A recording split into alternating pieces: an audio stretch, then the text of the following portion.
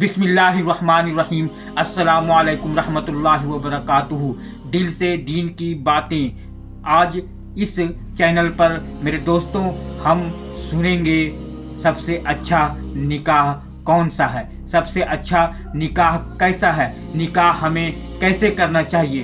तो इसके ऊपर हम बयान सुनेंगे मुफ्ती सलमान अजहरी साहब से। तो सबसे अच्छा निकाह कौन सा है, चलिए सुनते हैं सलमान अजहरी साहब से। निगरानी वक़ार नौजवान को ये चाहिए कि हुजूर सल्लल्लाहु ताला अलैहि वसल्लम के अखलाक पर अगर वो चलना चाहे तो मेरे नबी से पूछे, आका सबसे ज्यादा बरकत कौन से निकाह में है। हुजूर ने फरमाया इन्न अअज़मन निकाहि बरकतन ऐसरुहु मऊनतन औ कमा क़ाल रसूलुल्लाह सल्लल्लाहु अलैहि वसल्लम। मेरे आका सल्लल्लाहु ताला अलैहि वसल्लम की हदीस है, फरमाते हैं सबसे ज्यादा उस निकाह में बरकत होगी जिस निकाह में खर्चा कम किया गया हो। हुजूर पाक सल्लल्लाहु अलैहि वसल्लम ने फरमाया। अब इसका मतलब कंजूसी नहीं, बखालत नहीं, जिसकी जितनी हैसियत है उस एतबार से करे, अपनी हैसियत से ज्यादा टांग में ना फैलाए, और अल्लाह ताला ने नेमतें दी है तो बखालत भी ना करे, गुरबा और मसाकीन को खूब खिलाए। इसलिए कि अल्लाह के नबी सल्लल्लाहु ताला अलैहि वसल्लम के तकरीबन 11 निकाह, उसमें सब अलग अलग किस्म के हुए हैं। जब हजरत खदीजा से निकाह हुआ था, हुजूर की उम्र 25 साल की थी और आप तिजारत कर रहे थे और तिजारत का माल था। आप सल्लल्लाहु ताला अलैहि वसल्लम ने जो निकाह फरमाया उसमें लोगों की दावत भी हुई। एक निकाह हुआ हजरत सौदा रज़ियल्लाहु ताला अन्हा से, उस निकाह में सिर्फ खजूरें बांटी गई और कुछ भी नहीं। फिर हुजूर सल्लल्लाहु ताला अलैहि वसल्लम ने हजरत ज़ैनब से निकाह किया, हजरत मैमुना से निकाह किया, उसमें तो बकरा ज़बह करके वलीमा किया हुजूर पाक ने, और उतनी बड़ी दावत किसी और में नहीं। क्यों? ये मैं हालात बता रहा हूं। जब तुम्हारे पास माल था या माल आया है उस एतबार से तुम्हें करने की इजाजत है, और जब ना हो तो कर्जा लेकर के दिखावा करने की इजाजत शरीयत ने नहीं दी है। शादियों के लिए इस तरह से लोग मकरूज हो जाते हैं। कई लोग ऐसे हैं जो अपनी पता नहीं अजीज अजीज चीजें उठाकर बेचते हैं। नहीं, सिर्फ 4 लोगों में मुझे मुंह दिखाना रहता है, मुंह दिखाना रहता है, निकाह करना है बेटी का, निकाह करना है फलां का। और आज के मुआशरे से मैं नौजवानों से कहूंगा, मेरे सुनने वाले जितने नौजवान हैं, अगर नबी से मोहब्बत करते हो इस मिलाद में एक अज़म कर लो, एक अहद कर लो। हम में से जिसका निकाह होगा, हम जिससे निकाह कर रहे हैं, हम ससुर के लिए बला बन के नहीं उतरेंगे। हाँ, आज बहुत सारे दामाद बला बन चुके हैं, बेशक बला हैं, वो वबा हैं। इसलिए कि बेटी एक बार दिया है और ये बीमारी जिंदगी भर की लगा लिया है। हाँ, कई लोग हैं ऐसे।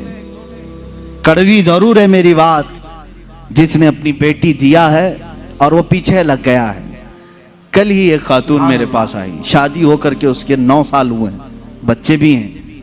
वो रोती हुई आई, कह रही है कि मेरी माँ, उसकी माँ बेवा है, उसके बाप का इंतकाल हो चुका था बरसों पहले, और बरसों पहले मेरे बाप की जो प्रॉपर्टी थी खानदानी, वो मेरी बेवा माँ को मिली है। वो कुछ लाख रुपए आ गए हैं, और जैसे ही मेरे घर में मालूम हुआ है, शौहर ने मुझे बाहर निकाल के घर भेजा है, जा तेरी अम्मा को जो प्रॉपर्टी में मिला है उसमें से 2 लाख मांग के लेके आ। मुआज़ल्लाह, भिखारियों से क्यों शादी करते हो? इस तरह के लोग जो अपनी औरत पर अपना महल सजाना चाहते हैं, उनकी हैसियत बहुत जलील है, बहुत जलील। मैं आपको बताऊं, तुम बर्बाद होना चाहते हो, जिसकी ख्वाहिश है वो मुझसे पूछ ले, मैं बता दूंगा। तौबा अस्तगफिरुल्लाह, कोई नहीं चाहेगा। हर कोई बरकत का रास्ता हमसे पूछता है, लेकिन ये रास्ता भी मैं बता देता हूं, जो अपना बिजनेस और अपनी बरकत सब बर्बाद करना चाहता है, उसके लिए बाज़ बुजुर्गों ने फरमाया, वह अपनी बीवी से जबरदस्ती उसका माल लेकर के बिजनेस में लगाया हो, वहीं से शुरुआत हो जाएगी नहुसत की।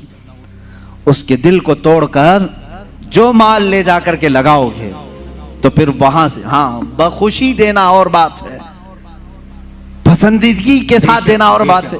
बहुत सारे लोग शादियों के बाद अपनी बीवियों पर दबाव डाल करके उनका सारा जेवर उठाकर ले जाकर रख देते हैं और उस पर तिजारत करने की कोशिश करते हैं। कहां की बरकत? किसी का दिल रो रहा है और तुम अपनी दुकान सजाने जा रहे हो।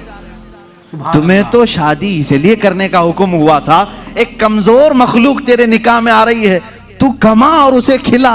यहां उल्टा हो गया, उसी से तू कमाना चाह रहा है। ये उल्टा नहीं हो गया? बहुत सारे लोग ये इंतजार में रहते हैं शादी होगी तो अभी मांगना क्या क्या है, कार मांगे कि बाइक मांगे और क्या क्या चीजें मांगे।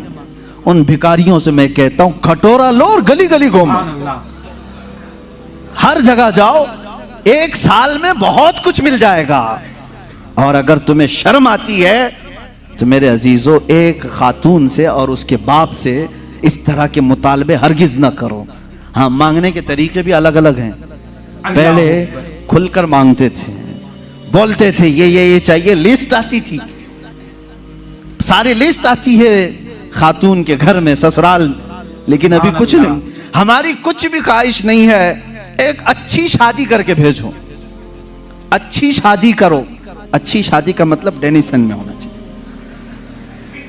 मैं तो यहां नाम ले रहा हूं, तुम दबा करके अपनी ख्वाहिशों का जिक्र करो और उसी में दबे लफ्जों में सारी चीजें। हमको कुछ मत देना, अपनी बेटी को ही जो कुछ भी देना है दे दो, हम उस पर नहीं कहेंगे। और बाप बेटी को जो जो दे बाद में ताना मारेंगे, क्या तेरा बाप इतना नाअहल है, तुझे एक वॉशिंग मशीन नहीं दिया, तुझे एक पलंग नहीं दिया, तुझे एक तिजोरी नहीं दिया, तुम तो कह रहे थे कुछ नहीं चाहिए। अजीजा ने गिरामी, ये भी तरीका भीख मांगने का ही है। भीख मांगने, ये जहेज की लानतों को खत्म करो। जो वो अपनी खुशी से ले आए वो उसका माल है, तुम्हारा नहीं। औरत जो अपने घर से लाती है वो उसका खुद का माल है, शोहर का नहीं, ना ससुराल का है। औरत जब तक चाहे उसे इस्तेमाल करे, वो इजाजत दे तो दूसरे इस्तेमाल करें। तुम शरीयत का मसला समझते हो? अगर उसकी इजाजत के बगैर किसी दूसरे ने इस्तेमाल किया उसके माल को, कल क़यामत के दिन उसकी पकड़ होगी, उसकी नेकियां जब्त की जाएंगी, तुम हुकूकुल इबाद में गिरफ्तार हो जाओगे। ये मसाइल हल्के नहीं हैं, इसलिए मेरे अजीजों वो और होंगे। मुझे यहाँ मालूम है कि ये रिवाज क्यों आए जानते हैं? यहाँ पर हिंदुओं के यहाँ ये माहौल है, जहेज की रस्म बहुत खतरनाक बला है उनके यहाँ। आज भी औरतें जलाई जाती हैं जहेज के नाम पर। बाज स्टेट ऐसे हैं आज वहां जहेज के नाम पर बहुत खतरनाक मामला ससुराल वाले करते हैं। ये रस्म और रिवाज पहले से चली आई, जिसकी वजह से आप लोगों ने ये अडॉप्ट किया। वरना मैं कहता हूं नौजवानों को, अरब में जाओ, शादी करना मुश्किल हो जाएगा। हाँ, वहां पर तुम क्या मांगोगे? तुम्हें बाप एक फूटी कोड़ी भी नहीं देगा लड़की का बाप कुछ नहीं देगा, बल्कि प्लस लड़की तुमसे मांगती है 1 लाख रुपए मेहर में रख, तब मैं शादी के लिए तैयार होती। वहां औरतें मांगती हैं। सऊदी में तो आधा किलो पाव किलो सुन्ना मेहर में देना पड़ता।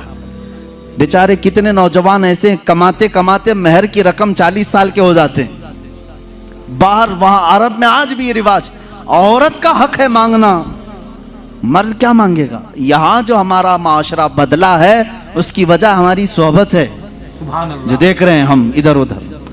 ये सोहबत का असर है जो तुम्हारे यहाँ जहेज की लानत आ गई।